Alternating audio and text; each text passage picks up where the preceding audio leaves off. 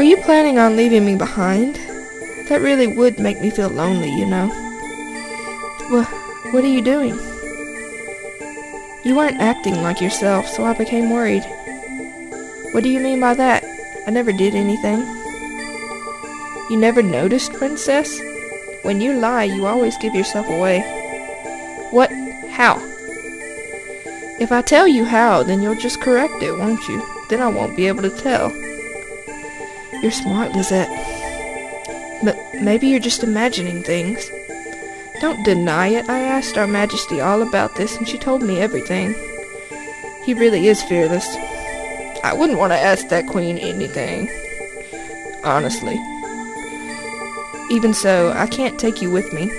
And why is that? I'm your #1 knight, Princess. If you found other knights who are far more adequate than me to take with you, then please grant me my death. Suicidal! What? My sword, my life, my body. My body? They are all dedicated to you, Princess. If I am not needed for such an important quest, then I am worth nothing more than dust. Please, my princess, if you have even a trace of pity within you, then kill me right now. You picked me up out of nothing, so please, now that I am no longer of use to you, return me to nothing. You seem emo. No, I can't.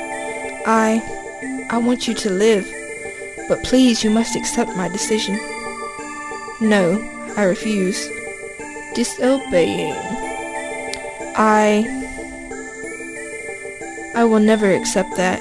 No matter where you go, Princess, I, Lisette, will always be by your side. If I have to chain myself to you, I will. Lisette. Shall we get going then? We haven't gone on a journey like this in a long time. Isn't it nostalgic? It almost reminds me of that hellish training we did last year, remember? I don't. Fine. I give up. Have you ever heard of a knight winning an argument against his princess? Now I have. Are you going to punish me for being disrespectful? Yeah, when we get back. You're getting the 100 dumplings punishment. I want 100 dumplings. The 100 what? That's the number of dumplings you'll be treating me to when I visit the town inside the castle. That many? And I wish you wouldn't keep sneaking out of the castle like that. Please put yourself in my shoes for a moment and understand how much trouble I get into. Haha. Well, you are my knight after all. Isn't a punishment like that appropriate? Sorry. Sniffles. Heh. Yeah, you're right. We smiled and looked into each other's eyes with determination. Is that what you call it? Come back alive, Lisette. I will definitely not let you die. That's my line. No matter what happens, and whatever we may encounter, I will definitely protect you, my princess. We will return to our kingdom together. Yes, I swear on my sword. He nodded. The Thride Mountain was already peaking above the horizon as we set off together. I truly believed we were walking the road towards true peace, but little did I know of the cruel fate awaiting me.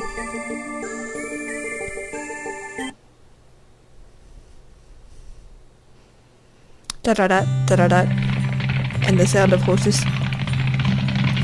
It was pitch black, and my body was being thrown around by the bumpy ride. With so little room, I'd been forced to hug my knees and curl up into a... My arms and legs were going stiff, so I tried moving around a little, but before I could, the warm presence behind me squirmed. Hey, don't move, they'll catch us.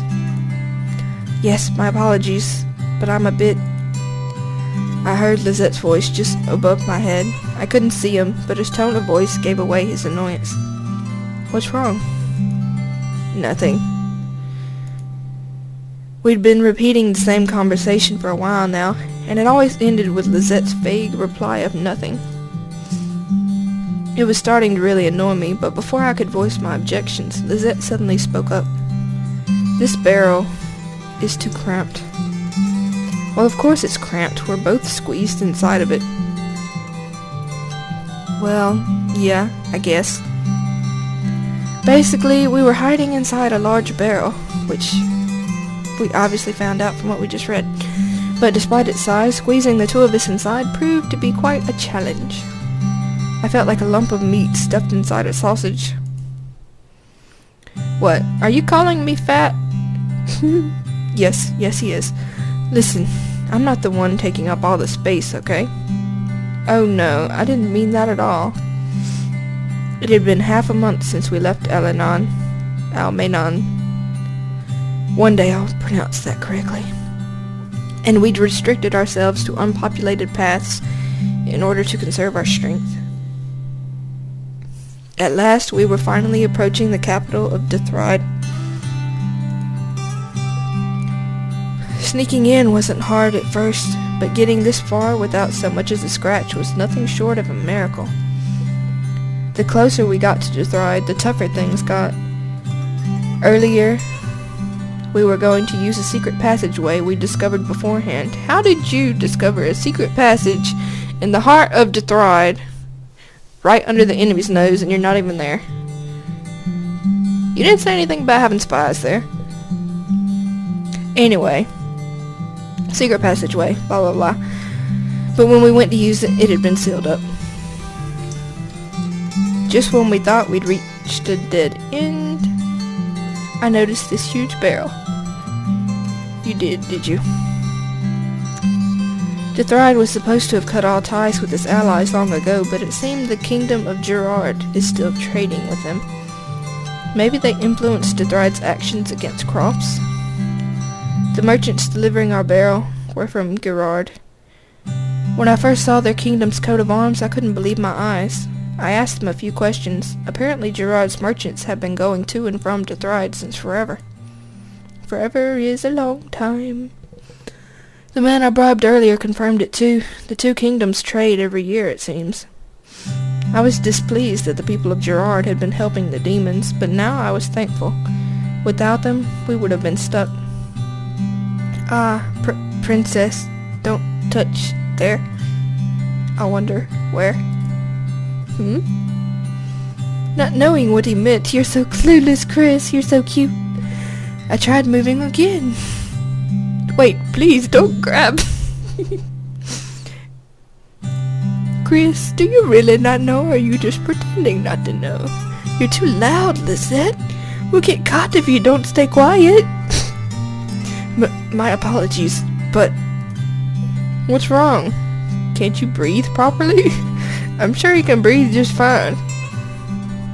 I think my hair will turn white by the time we get out of here. It just might, Lisette. I feel so sorry for you. Huh?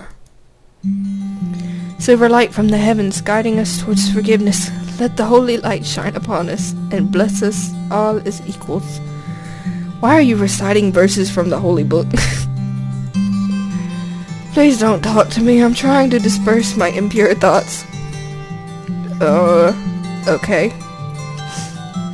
Chris, you're so cute.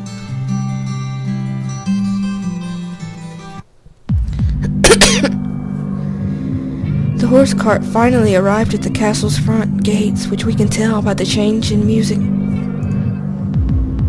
The place was completely silent. I held my breath and listened closely, ready to react.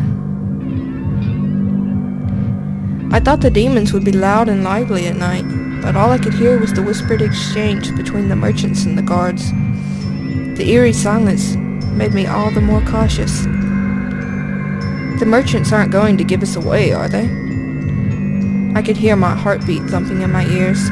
Various bad scenarios flashed through my head, and I gulped nervously. I felt Lizette's body stiffen up, ready for battle. Good work. You can go through now. Thank you very much. Luckily, the guard must have known the merchants. He let them through without checking properly. The first obstacle had been cleared. I sighed and relaxed my tense muscles. We soon heard the sounds of the merchants unloading the barrels. We're finally here. Yeah. While whispering to one another, we prepared ourselves. There was a hint of joy in Lizette's voice. He must have been glad we got this far without a hitch. Of course I, the strategist, sure you are, couldn't help but feel happy about it too. And yet, for some reason, things were going so well I felt anxious. I would feel anxious too. You snuck into a castle in a barrel. Okay, so this goes into the bedroom, and this goes... Be quiet, answer my question, and I'll spare your life, understand? The demon woman hadn't seen us hiding around the corridor. I took my chance and grabbed her, quickly covering her mouth. I pushed her against the wall. Yuri! She glared at me with eyes full of hatred, but once I pressed my blade against her pale neck, she froze. She nodded over and over, terrified by my cold, merciless voice. Good. Now tell me, where can I find the demon Lord Gardus?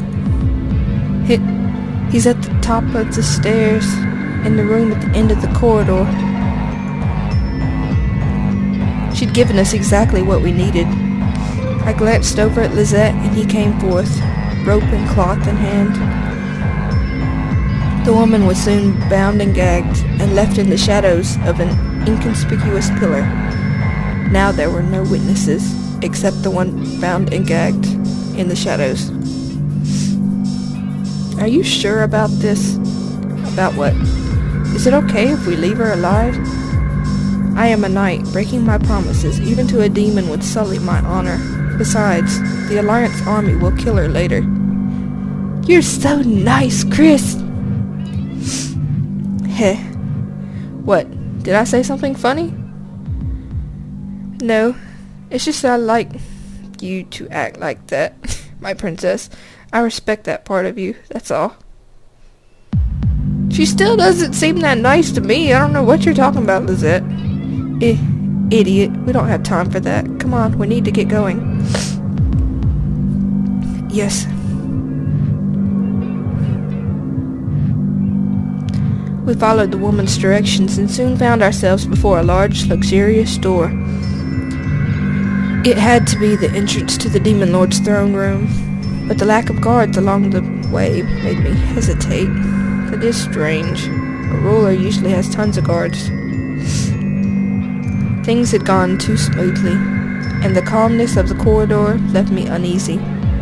I was almost disappointed with how easy things had been. But the fact remained that I was deep inside enemy territory. Maybe he's overconfident? I held my breath and pressed an ear against the door, intending on eavesdropping.